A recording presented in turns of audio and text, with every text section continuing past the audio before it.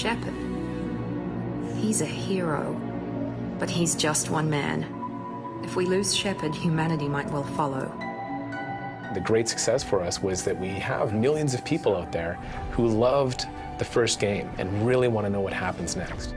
The story in Mass Effect 2 ends up going to some of the really dark places in the galaxy. One of the key themes for Mass Effect 2 is this whole concept of darkness. It's almost like the Empire Strikes Back of the Mass Effect trilogy. It's a dark second chapter. It's moody. It's like that dark space you kind of keep secret that we're scratching at that you're going to go to in this game. Well, Mass Effect 2 is a darker game. We definitely wanted to support that with the lighting. Definitely going to some gritty worlds. We go right from clean space stations to sort of the dark end of the spectrum. From a cinematic point of view, lighting is so important. We wanted to make each level have its own color palette, have its own lighting style. What this allows us to do is to guide the player through color and lighting, through the story, through the ups and downs, but each level is designed with its own specific color mixture, color temperature, color palette in mind. It falls to me to remove your stain from our world. Stop talking and get to it. Attack!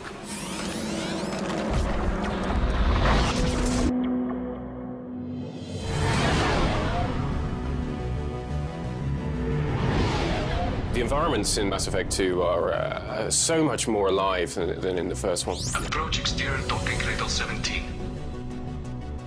We have so much more diverse range of places and locations to visit in the second one. So we wanted to go to a place called Omega, which is the opposite of the Citadel. It's a station that's built underneath this asteroid that's mining it. It's beat up, it's dirty, it's seedy.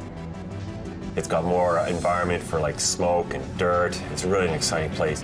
That's close enough.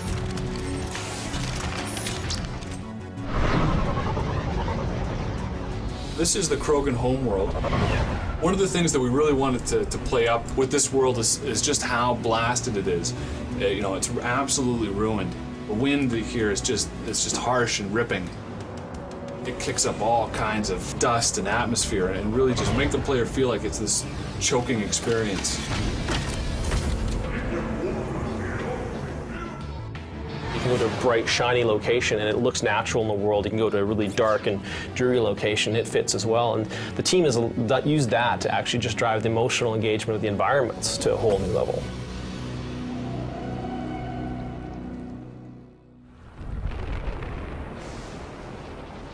One of the key focuses for the sound design for Mass Effect was this concept of darker, kind of noise-polluted world that we have in Mass Effect 2.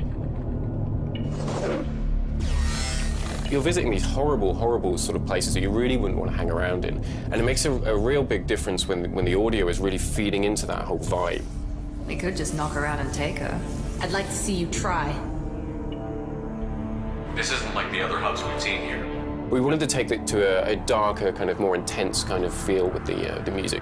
Shepard Commander, we concluded the destruction of the station was the only resolution to the heretic question. There is now a second option. So we're using sounds that have got a kind of a more mysterious and ominous kind of tone, and so there is this more kind of nihilistic sound to the soundtrack. Their virus can be repurposed. If released into the station's network, the heretics will be rewritten to accept our truth. There's no moral difference between the two.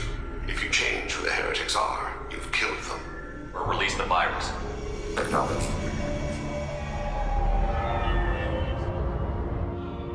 So, this assassin, you planning to stop him? I'm just here to make sure he survives. With the sound design for Mass Effect 2, we try very hard to create a unique and viable soundscape.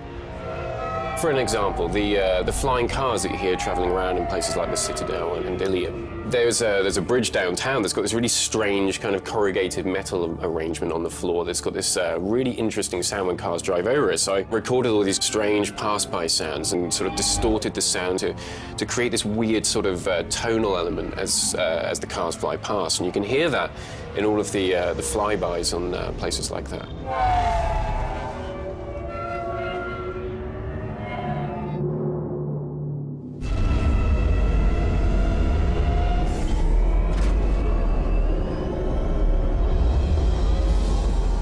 I think the fans are going to be incredibly impressed with how high quality Mass Effect 2 is. We've got a job to do. Let's get to it. Really intense cinematic sequences, emotionally engaging narrative. Our place in the universe is more fragile than we'd like to think. Beautiful characters you really feel are just credible and real characters you can interact with. I think what we've got is a game that's even better than we thought it was going to be when we started designing it. It feels like you're playing your own game, like we built it just for you, the fan. It's like uncharted territory. It's a world within a world. For those people who think you're the center of the universe, now you are. It's a roller coaster ride right to the end. It's fantastic. It's just incredible. There is no limit to it.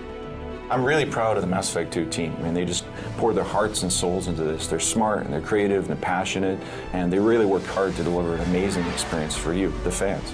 We need to hurry. Right.